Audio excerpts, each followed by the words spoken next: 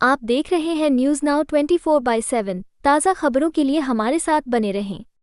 भाजपा के वरिष्ठ नेता और प्रधानमंत्री नरेंद्र मोदी ने नमो ऐप के जरिए झारखंड के बीजेपी कार्यकर्ताओं से की बातचीत। उन्होंने कहा, झारखंड भाजपा के मेरे सभी कार्यकर्ता साथियों को जय जोहर। आप सभी ने बीते समय में जो परिश्रम की पराकाष्ठा करके दिखाई है और आज भी दिन रात आप जिस प्रकार से जुटे हुए हैं, मेहनत कर रहे हैं, मैं साफ साफ देख रहा हूं कि इसका नतीजा झारखंड के कोने कोने में दिखाई दे रहा है। झारखंड को हमें इनके भ्रष्टाचार माफियाबाद कुशासन से मुक्त कराना है। झारखंड भाजपा के मेरे सभी कार्यकर्ता साथियों को जय जोहार। आप सभी ने बीते समय में जो परिश्रम की पराकाष्ठा करके दिखाई है और आज भी दिन रात आप जिस प्रकार से जुटे हुए हैं, मेहनत कर रहे हैं, मैं साफ साफ देख रहा हूं कि इसका नतीजा झारखंड के कोने कोने में दिखाई दे रहा है। साथियों, चुनाव कोई भी हो, उम्मीदवार कोई भी हो,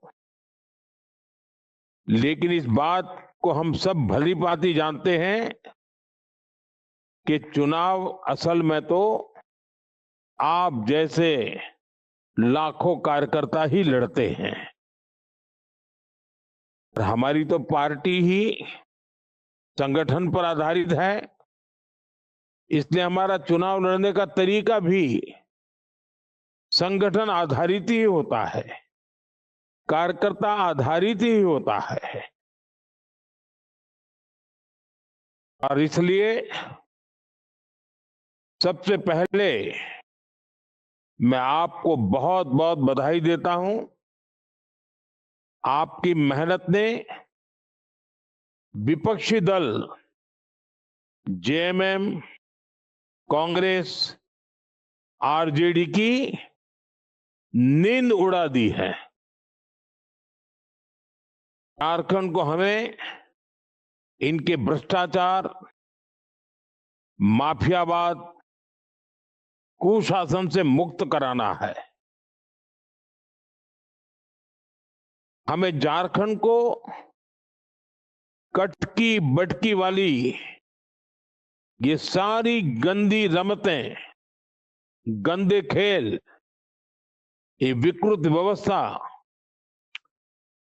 ये कटकी बटकी से झारखंड को मुक्त करा के ही रहना है। और साथियों, इसमें आपकी भूमिका बहुत बड़ी है। मुझे खुशी है कि इस बार मैं जब भी आया, हेलीपैड पे जब कार्यकर्ताओं से बात हुई, महिला कार्यकर्ताएं हर बूथ में जिस प्रकार से जी जान से जुटी है, जिस प्रकार से, और जब मैं उनको पूछता था कि घरों में जाते हैं तो क्या कहते हैं लोग, और जिस उत्साह से हमारी महिला कार्यकर्ताएं मुझे बताती थी, मुझे बहुत आनंद हुआ। साथियों, झारखंड वन संपदा और खनिज संपदा से भरपूर क्षेत्र है। यहाँ कितनी ही इंडस्ट्रीज है। और कभी कभी तो मैं कहता हूं कि झारखंड समृद्ध राज्य है, लेकिन झारखंड के लोगों को गरीब रखा गया है। साथियों, ये समृद्धि होने के बावजूद भी विकास का अभाव और बेरोजगारी चरम पर है। इसका सबसे बड़ा कारण भ्रष्टाचार और झारखंड की अमूल्य प्राकृतिक संपदा की बेतहाशा लूट है। तो झारखंड में बहुत मुझे भ्रमण करने का अवसर मिला है। झारखंड का अद्भुत प्राकृतिक सौंदर्य, यहाँ के पहाड़ों की सुंदरता, खूबसूरत झरने, नदी, पहाड़, पठार, वन, और हर समाज की अपनी एक सांस्कृतिक प्रवृत्ति। झारखंड में टूरिज्म की कितनी संभावनाएं हैं। लेकिन अच्छे इंफ्रास्ट्रक्चर के अभाव में यहां पर्यटक आकर्षित नहीं होते। झारखंड के नौजवानों का टैलेंट, उनकी ईमानदारी, उनकी मेहनत के कौन है जो कायल ना हो, लेकिन उन्हें शिक्षा के बेहतर अवसर न मिला, उनकी स्किल ट्रेनिंग ना होना, ये झारखंड में, और मैंने तो देखा है कि जिस प्रकार से झारखंड की संभावना है, हिंदुस्तान भर के लोग रोजी रोटी के लिए झारखंड आने का मन कर जाए, इतने संपदा वहां पड़ी है, लेकिन सब उन्होंने तबाह करके रखा है। सारे नौजवानों के सपने चूर चूर कर दिए। लेकिन साथियों, आप जानते हैं, सबका साथ सबका विकास का मंत्र में झारखंड का विकास भी ये मेरी प्राथमिकता है। हम विकास के लिए काफी कोशिश कर रहे हैं। राज्य सरकार के सहयोग के बाद भी बहुत कुछ करने का प्रयास करते हैं, लेकिन अब मुझे खास लगता है कि जिस गति से मैं विकास चाहता हूं, जिस गति से झारखंड को अन्य राज्यों की बराबरी में लाना है और कुछ राज्यों से तो आगे ले जाना है, तो वहां पर एक डबल इंजन की सरकार की बहुत जरूरत है। मैं जानता हूं कि आप यहां डबल इंजन की सरकार बनाने के लिए दिन रात जुटे हैं।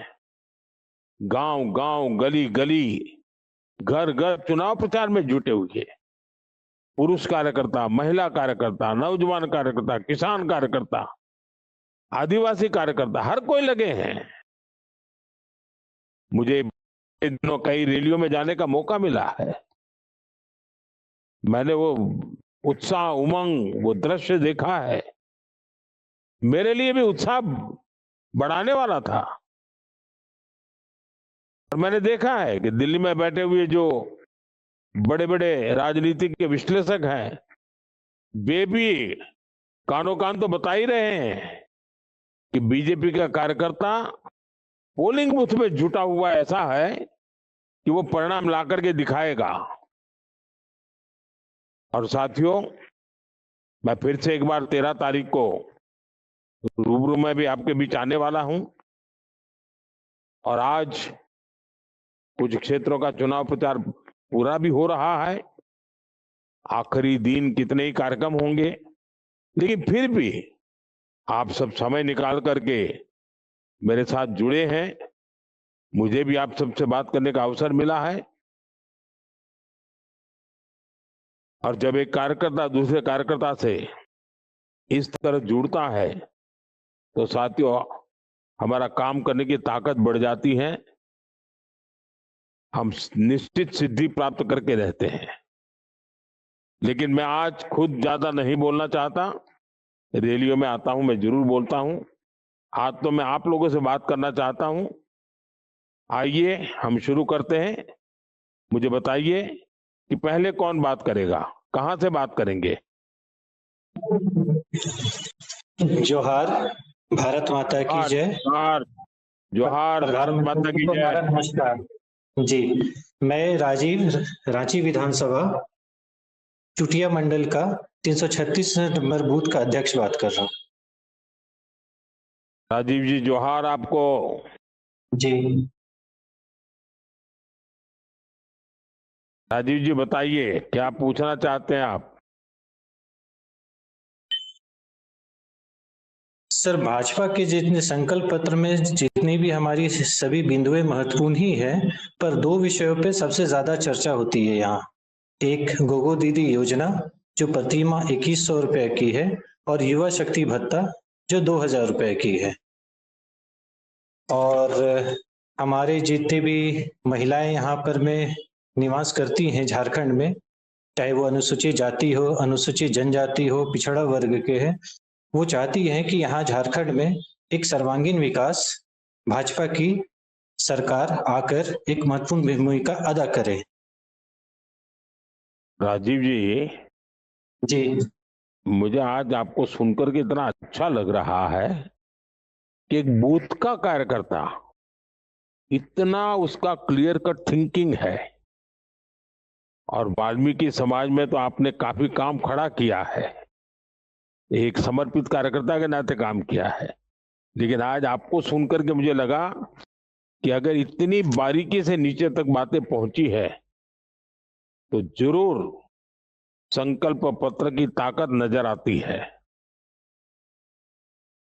झारखंड भाजपा ने इतना शानदार संकल्प पत्र रखा है और इसकी चर्चा देश भर के मीडिया में हो रही है, पॉलिटिकल जो जानकार लोग हैं उनके अंदर हो रही है।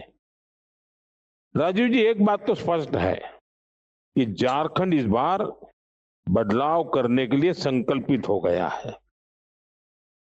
इसका सबसे बड़ा कारण यही है कि जेएमएम, कांग्रेस, आरजेडी ने झारखंड की रोटी, बेटी और माटी पर वार किया है। पिछले 5 साल इन्होंने बड़ी बड़ी बातें की, लेकिन आज झारखंड के लोग देख रहे हैं कि इनके ज्यादातर वादे अधूरे हैं। 5 साल हो गए, तब भी जेएमएम, कांग्रेस वाले झूठी घोषणाएं ही कर रहे हैं। फला वादा दिसंबर में होगा, फलाना जनवरी में होगा, फलाना कल होगा, फलाना परसों होगा, बस यही बातें करते रहते हैं। कांग्रेस जहां जहां सत्ता में है वहां के लोगों को इन्होंने ऐसे ही ठगा है। और आपने सुना होगा, कांग्रेस पार्टी के राष्ट्रीय अध्यक्ष श्रीमान खड़गे जी तो खुद कहते हैं, और वो कर्नाटका में बोल रहे थे कि इनकी पार्टी ने झूठी गारंटियां दी, और वो तो नाराज हो गए। उन्होंने तो कहा कि भाई जितना कर सकते हैं उतना करो, ज्यादा कर कर मर जाते हैं। और इससे कर्नाटका में तो सरकार चलाना मुश्किल हो गया है। आज उनकी जहां जहां सरकारें हैं वहीं ये हाल है। कांग्रेस उनके साथियों की सच्चाई हमें बार बार झारखंड में एक एक बूथ में, एक एक घर में बतानी चाहिए, और घर में जाकर के बैठ करके बतानी चाहिए। चलते चलते हाथ में पर्चा दे देना चाहिए, ऐसे नहीं। उनको समझाना चाहिए कि झूठी झूठी बातें की और वोट तो ले लिए, कर्नाटक में सरकार बना दी, तेलंगाना में सरकार बना दी, लेकिन इतना बर्बाद कर दिया, ये बात हमने लोगों को बतानी चाहिए। और आप देखिए, भाजपा की सरकारें जहां जहां पर है, एनडीए की सरकार जहां जहां है, हम अपनी गारंटियों को पूरा करने के लिए आखिरी साल का इंतजार नहीं करते हैं, क्योंकि हम गारंटियां वही देते हैं जो पूरी हो सकती हैं। आपके आस पड़ोस में 2 राज्य, अब देखिए उड़ीसा और छत्तीसगढ़, जहां हमारी सरकारें बने 1 साल भी नहीं हुआ है, वहां सरकार बनना के 100 दिन के भीतर भीतर ज्यादातर गारंटी हमारे लोगों ने पूरी कर दी है। और आपको मैं विश्वास दिलाता हूं, क्योंकि मैं झारखंड भाजपा की टीम को भलीभांति जानता हूं, झारखंड भाजपा की टीम भी सरकार बनने के तुरंत बाद जनता को जो वादे किए हैं उसको पूरा करने के लिए जी जान से जुड़ जाएगी। और इसलिए मैं कहता हूं कि घर घर जाकर के बातें बताइए, लोगों का विश्वास बढ़ेगा और मतदान भी ज्यादा होगा। लेकिन मेरी एक बात आपसे करनी है, जब आप पोलिंग बूथ में काम करेंगे तो तय कीजिए, क्योंकि अब समय कम बचा है। अब 2-2, 3-3 कार्यकर्ताओं की एक टोली, जिसमें एक महिला कार्यकर्ता हो, एक पुरुष कार्यकर्ता हो, 2 पुरुष कार्यकर्ता हो, 2 महिला कार्यकर्ता हो, 10-10, 15-15 घर बांट ले। अब मतदान होने तक उन्हीं परिवारों की चिंता करें, और ऐसे 15 टोली सारे परिवारों को बांट करके काम में लग जाए। और दूसरा मेरा हमेशा आग्रह रहता है कि मतदान करने जाए ना तो उत्सव की तरह जाए, जुलूस निकाल करके जाए, थाली बजा बजा करके गीत गाते हुए मतदान करने जाए। ये लोकतंत्र का उत्सव है, उससे भी मतदान भी बढ़ता है और मैं तो हमेशा कहता हूं, पहले मतदान फिर जलपान। तो राजीव जी, मुझे बहुत अच्छा लगा आपसे बात करके। आइए, अब मेरे साथ कौन बात कर रहा है?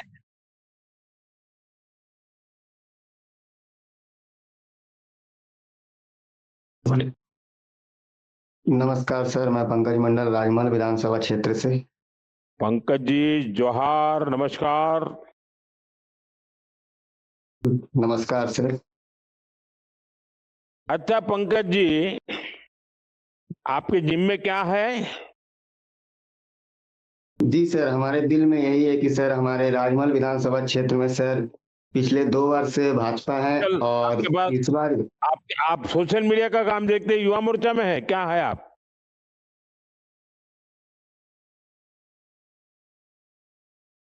पंकज जी,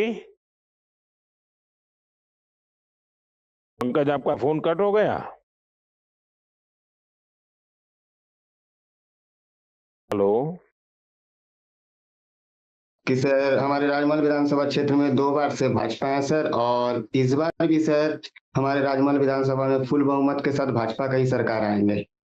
और अच्छा सर हमारे जो पंकज जी, जी सर, जब आज आपसे बात करने का मौका मिला है, आप इतने सक्रिय कार्यकर्ता है, मैं आपसे पूछना चाहता हूं कि भाजपा को झारखंड में हर जी जगह सर, नौजवानों और महिलाओं का बहुत अधिक समर्थन मिल रहा है। जी सर, झारखंड झारखंड में में इनके लिए अपार संभावना बनेगी। युवाओं में किस तरह का उत्साह दिखेगा? क्योंकि मैंने देखा मेरी रैलियों में भी युवा बहुत है, महिलाएं बहुत हैं, और जब मैं पेपर लीक की बात करता हूं तब तो मैंने देखा कि नौजवान बिल्कुल उछल पड़ते हैं। जरा मैं आपसे जानना चाहता हूं, वहां क्या, इसके विषय में आप क्या कहेंगे?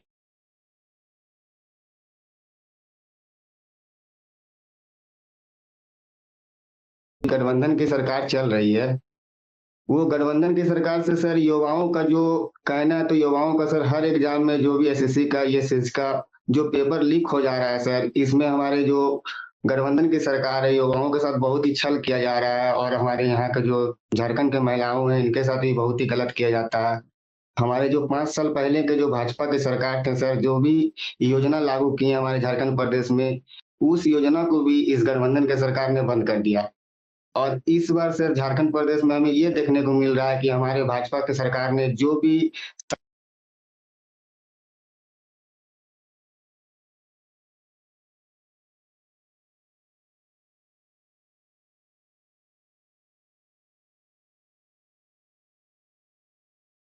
Hello, hello, hello, hello, hello. शायद पंकज जी, मुझे लगता है कि आपकी आवाज मुझे नहीं सुनाई दे रही, लेकिन मैं आपकी बात को मैं समझ पाया हूं जो आप कह रहे थे, और कार्यकर्ता तो जी मुझे सर, सुन रहे हैं। तो मैं, हाँ, अच्छा, चलिए, आपकी फिर से आवाज आई तो मैं पंकज, मैं खुद जब आपने जो कहा है तो मैं बताना चाहूंगा। देखिए, मैं तो उत्साह जबरदस्त देख रहा हूं, और जी सर, माताएं, बहनें, युवा, और उसका बहुत बड़ा कारण जो है हम लोगों की काम करने की पद्धति है। जहां जहां हमें सेवा करने का मौका मिला, हम लोगों ने काम किया। माताओं बहनों को भाजपा पर भरोसा इसलिए होता है क्योंकि हमने जो वादे किए उसको पूरा करने के लिए कोई कोर कसर बाकी नहीं रखी। हमने 10 जी सालों में माताओं बहनों के लिए दूरगामी नीतियों पर काम किया है, और केंद्र सरकार के काम को तो देश की जनता ने तीसरी बार मोहर लगा दी है। देखिए, मैं कह रहा हूं जी कि आज बार जो भाजपा ने झारखंड में गोगो दीदी योजना की बात कही है, और बहनों के खाते में सीधा पैसा जमा करने की बात की, इसकी जबरदस्त जी असर है। और ये कैसे जी संभव हो सर, पाता अगर गांव की, गरीब परिवार की, आदिवासी ओबीसी परिवार की बहनों का अगर बैंक खाता ही नहीं होता तो ये काम हो ही नहीं सकता। तो उन सबको विश्वास हो गया है कि हमने कोविड के समय सब खातों में पैसा जमा करवाया था, तो उनको विश्वास है कि आज जी जब भाजपा के लोग गोगो दीदी योजना कह रहे हैं तो जरूर पैसा आएगा और उनके खाते में आएगा। और महिलाओं के खाते में पैसा जाता है ना, तो महिलाएं बहुत तरीके से पैसों का उपयोग करती है, एक पाई भी बर्बाद नहीं होने देती। घर को क्या जी चाहिए, सर। बच्चों को क्या चाहिए, घर में बुजुर्ग है तो उनको क्या चाहिए, इसलिए महिलाओं के हाथ में पैसा जाना मतलब उसका सही उपयोग होता है। देखिए, जेएमएम कांग्रेस वाले ने तो बैंक के खाते भी नहीं खुलवाए थे, और बैंक खाते किसके नहीं खुले, कोई अमीरों के खाते नहीं खुले ऐसा थोड़ा था, गरीबों के खाते नहीं खुले थे, आदिवासियों हाँ, वो के, तो है। दलितों के, जंगलों में रहने वाले, पहाड़ों में रहने वाले, दूर सुदूर इलाके में रहने वाले, उनके ही खाते नहीं खुले थे, क्योंकि उनको उनकी परवाह ही नहीं थी। ये मोदी था, उसने तय किया कि मैं पहले बैंक के खाते खुलवाऊंगा, तो चिल्लाने लगे कि पैसे तो नहीं, खाते क्यों खोलेंगे। अरे पैसे नहीं है फिर भी खाते खुले, आज उनके खातों में पैसे हैं, लेकिन उनकी सोच ही ऐसी है, और आज पैसे सीधे भिजवा रहे हैं हम। देखिए, गैस का सिलेंडर, पहले तो बड़े बड़े रईसियों के घर में गैस का सिलेंडर होता था, गरीब तो गैस का सोच ही नहीं सकता था, क्योंकि उनके दिमाग में बस रईसों अमीरों की खातिरदारी करने का उनका स्वभाव था। देखिए, भाजपा एनडीए ने उज्ज्वला योजना से बहनों को घर में मुफ्त गैस कनेक्शन पहुंचाया, और इसलिए आज जब झारखंड भाजपा सस्ते सिलेंडर देने की बात करती है तो बहनों को भरोसा पक्का हो जाता है। और आप तो भली भांति लोगों को बता सकते हैं कि भाई हमारी नियत और नीति दोनों में कोई अंतर नहीं होता है। हमारी नियत साफ है, हमारी नीति स्पष्ट है। हम पहले हर काम के लिए बहुत ही अच्छा ग्राउंड तैयार करते हैं, आधार तैयार करते हैं, फिर सुविधा का विस्तार करते हैं। लेकिन जेएमएम कांग्रेस के लोग सिर्फ वोट के लिए ही अनाप शनाप घोषणाएं करना, गाली गलौज करना, लोगों को बदनाम करना, लोगों को भड़काना, इसी काम में लगे हुए हैं। साथियों, नौजवानों के लिए भी हमने रोजगार स्वरोजगार के लिए नए रास्ते बनाए। कांग्रेस की सरकारों के दौरान गरीब, दलित, पिछड़े, आदिवासी परिवार के नौजवानों को बैंकों से लोन तक नहीं मिलता था, क्योंकि उनके पास गिरवी रखने के लिए कुछ होता ही नहीं था। गारंटी चाहिए, डॉक्यूमेंट चाहिए, अब उसके पास तो बेचारे के पास होता ही नहीं था। और ये हम मुसीबत जानते थे, हमने क्या बना, हमने मुद्रा योजना बनाई। इसके तहत कोई भी गारंटी नहीं, कुछ भी गिरवी रखना नहीं है, बस मोदी ही आपकी सबसे बड़ी गारंटी है। और बिना गारंटी 10 लाख रुपए तक की लोन मिलती है। अब तो उसको भी बढ़ा करके हमने 20 लाख कर दिया है। इसे गरीब आदिवासी बेटे बेटी कोई न कोई छोटा मोटा काम शुरू कर देते हैं, परिवार की मदद करना शुरू करते हैं। सरकारी नौकरियों में भी ये लोग पेपर लीके और भर्तियों में धांधली, और उनको शर्म नहीं है, कोई इतना सारा पाप करने के बाद भी शर्म नहीं है।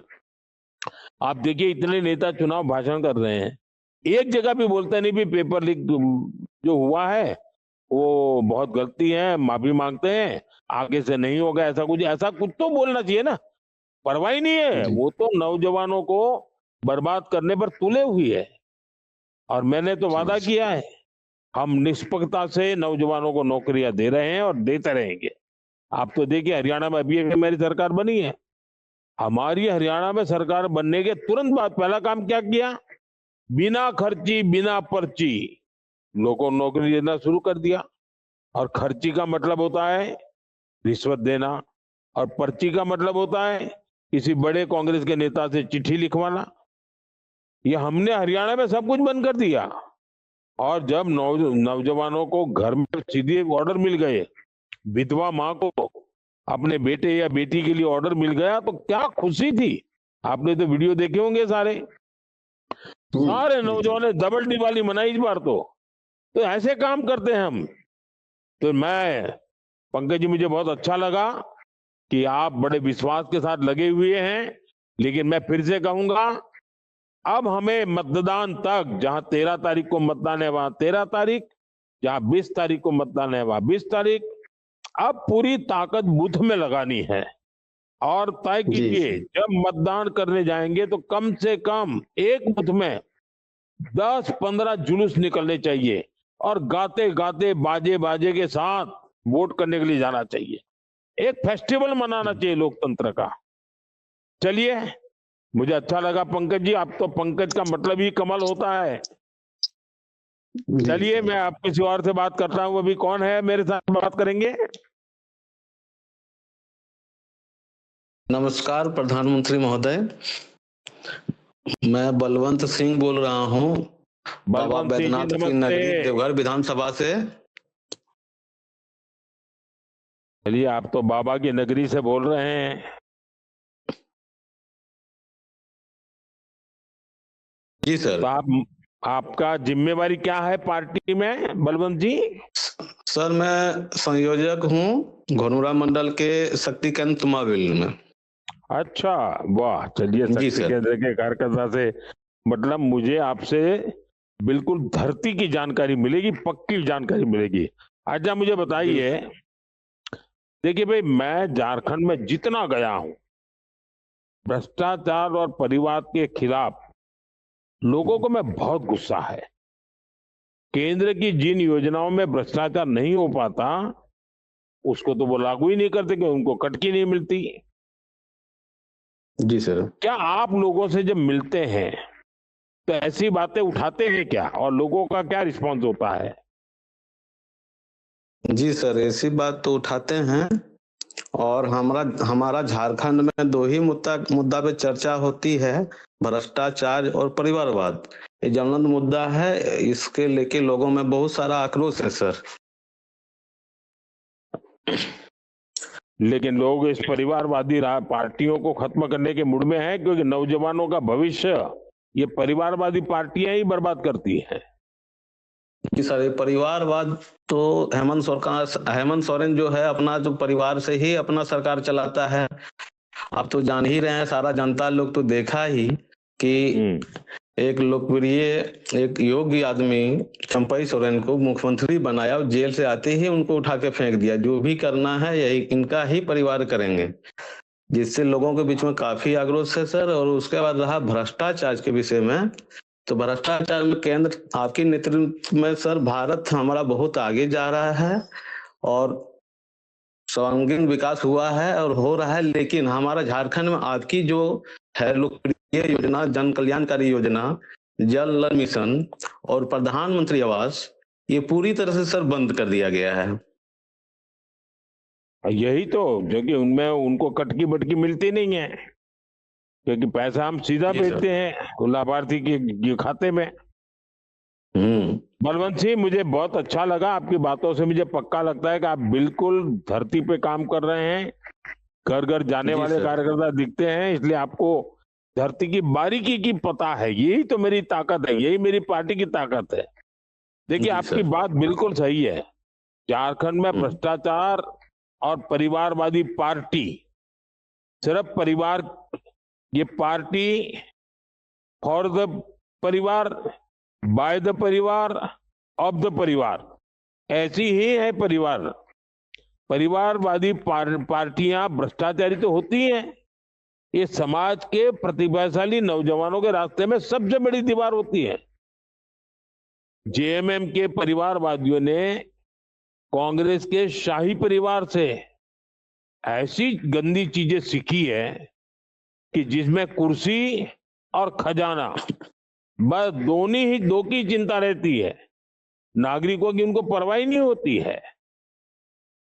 यहां एक ही परिवार से अलग सामान्य आदिवासी समाज का एक दूसरा बेटा, और आपने सही कहा, चंपई सोरेन जी को मजबूरी में मुख्यमंत्री तो बनाना पड़ा, एमएलए का दबाव था इसलिए बना तो दिया, लेकिन काम भी नहीं करने दिया। और जैसे ही बाहर आए, जिस प्रकार से अपमानित किया, और ये सिर्फ चंपई सोरेन जी का नहीं, पूरे आदिवासी समाज का अपमान है, पूरे झारखंड के नागरिकों का अपमान है। चंपई जी को जब सीएम तो उन्होंने ही बना था, लेकिन चंपई जी उनके पाप के भागीदार नहीं बने, तो बस उनको लात मार के निकाल दिया, और समाज के दबाव में तब होता रहा, अपमानित करते रहे। जहां तक भ्रष्टाचार की बात है, उन्होंने आपका बालू, आपका नल, आपका राशन, नौजवानों को परीक्षा के पेपर, नौजवानों की नौकरियों में भर दिया। क्या नहीं लूटा है? बस लूटना ही उनका काम है। और मैं तो हैरान हूं जी, जब मैंने टीवी पर देखे नोटों के पहाड़, सारे देश ने देखे, देश चौंक गया है। और फिर भी इनको कोई शर्म नहीं है। और मैं आपको कहता हूं, ये अभी तो जो पहाड़ नोटों के निकले हैं ना, इससे ज्यादा दबे पड़े हैं पहाड़ पड़े हैं नोटों के। और मैं तो लगा हूं इसको बाहर निकाल करके रहना है। साथियों, इन लोगों का काम करने का एक और तरीका भी है। एक केंद्र की जिन योजनाओं में उनकी कटकी बटकी नहीं चलती है, भ्रष्टाचार नहीं कर सकते, तो बिल्कुल ऐसे सारे कामों को ताला लगा देते हैं और अपनी एक नकली योजना का नाम देकर के लोगों को गुमराह करते हैं। गरीबों को घर देने के नाम पर इन्होंने यही किया है। आवास की एक फर्जी स्कीम लेकर आए और लोगों से फॉर्म भरवाए, और फॉर्म भरवाने में भी उगाही की। हर लोगों ने हफ्ते खाए, कमीशन खाया, और गरीब बेचारा इंतजार में बैठा रहा कि मकान मिलेगा। मुफ्त इलाज की भी योजना। अब आयुष्मान भारत योजना से झारखंड में तो मुफ्त इलाज मिलता ही है। दूसरे राज्यों में जो काम करने गए हैं उनको भी वहां फायदा होता है। अगर झारखंड का कोई भाई मुंबई में गया है और वहां उसको तकलीफ हुई, आयुष्मान कार्ड होगा तो उसकी दवाई हो जाएगी। जेएमएम कांग्रेस वाले जिस प्रकार की फर्जी योजनाएं चलाते हैं, उनका लाभ कभी भी लोगों को मिलता नहीं है। दूसरे राज्यों में किसी भी अस्पताल में योजना नहीं चलती। और इसलिए मैं तो हर झारखंड के भाई बहन को कहूंगा, जरा सतर्क रहना है। बड़वन से मुझे बहुत अच्छा लगा आपसे बात करके। आइए जी सर। हमारे और कार्यकर्ता इंतजार कर रहे हैं। अब हमसे कौन बात करेंगे? जी सर, प्रणाम सर। हाँ, नमस्ते जी प्रधानमंत्री जी को मेरा जोहार। मैं जोहार, पिंकी जोहार। खोया हटिया विधानसभा से बूथ नंबर 274 से बात कर रही हूँ। पिंकी जी, आपकी जिम्मेवारी क्या है? जी मैं एसटी मोर्चा में प्रदेश प्रवक्ता हूँ। अरे वाह, इसलिए इतना बढ़िया बोलती है आप। मैंने तो आपके साक्षात दर्शनों की कामना की थी, लेकिन मेरी प्रार्थना में कुछ कमी हो रह गई शायद। नहीं, ये मेरे लिए बहुत ईश्वर की बहुत बड़ी कृपा है कि आज मैं 1 to 1 आपसे बात कर पा रही हूँ। देखिए बहन, जरूर मौका मिलेगा। मैं एक कार्यकर्ता हूँ, मैं जाता आता रहता हूँ, जरूर मैं भी आपके दर्शन करूंगा। पिंकी जी, आपकी पढ़ाई क्या हुई? जी मैंने बीएससी किया है और एलएलबी है, और मैं हाई कोर्ट में प्रैक्टिस भी करती हूँ, और मैं जनजाति समाज से आती हूँ सर। वाह वाह वाह, चलिए मेरा लिए गर्व है, मेरी पार्टी के लिए गर्व है कि पिंकी खोया जी पढ़ी लिखी हैं और पार्टी को समर्पित है। अच्छा पिंकी जी, आप इतनी एक्टिव हैं, पत्रकारों से भी मिलती होगी, लोगों से भी मिलती होगी, टीवी डिबेटों में भी जाती होगी।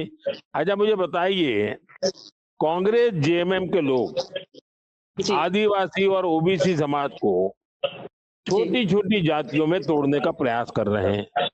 जी जहां भी कांग्रेस सरकार में आई है, उसने पहला काम किया है आरक्षण को लूटो।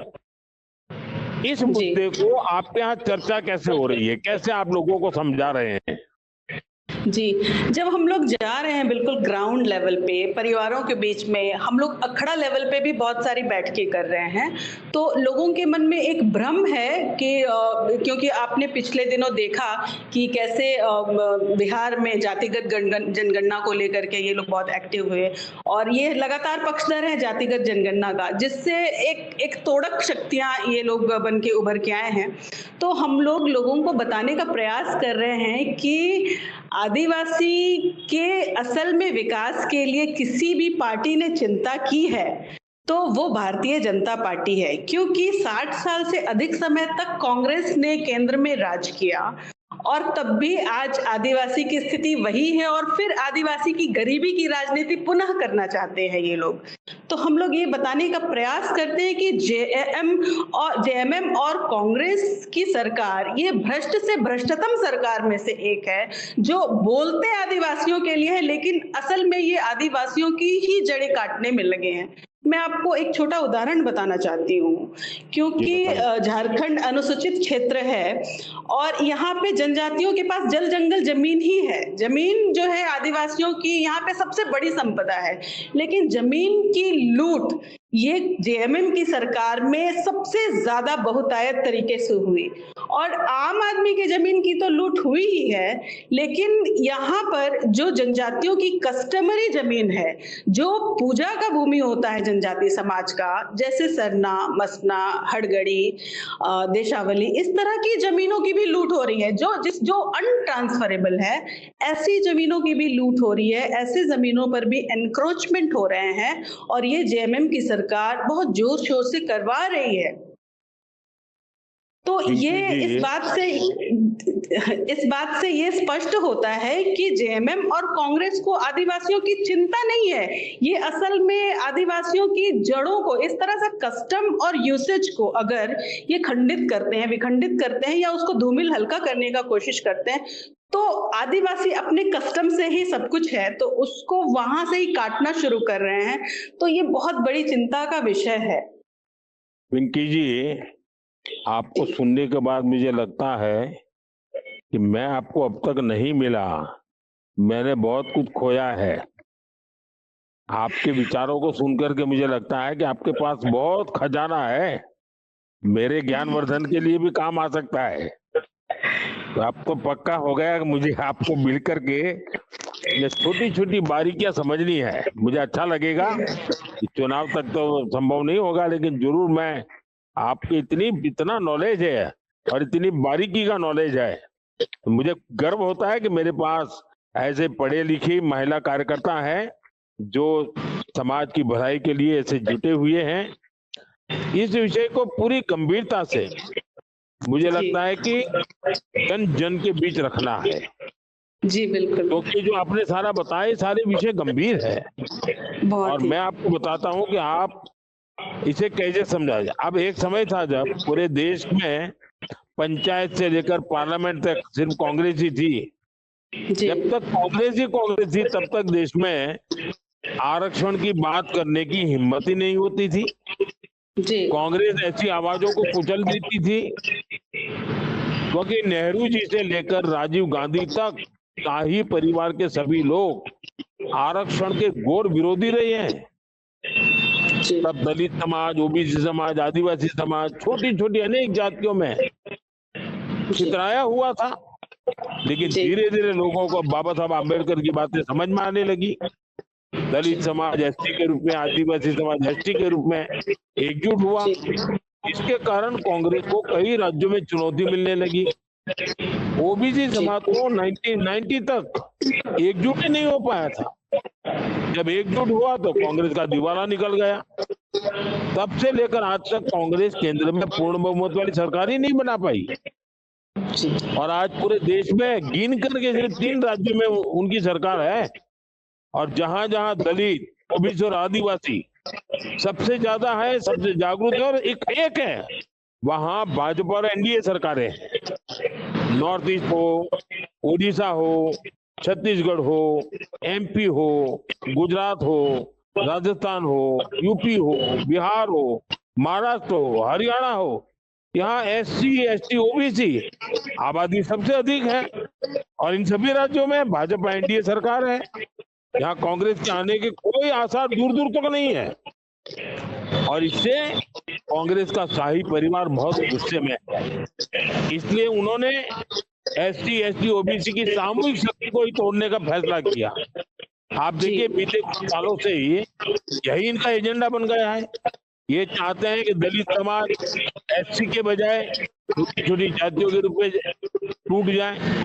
ये चाहते हैं ओबीसी समाज भी सैकड़ों उपजातियों के रूप में हट जाए, टूट जाए, आपस में भिड़ता रहे।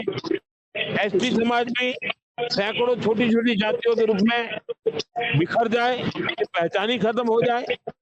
जब ये समाज छोटी छोटी जातियों में टूटेंगे तो SC, ST, OBC के रूप में इनकी आवाज कमजोर हो जाएगी।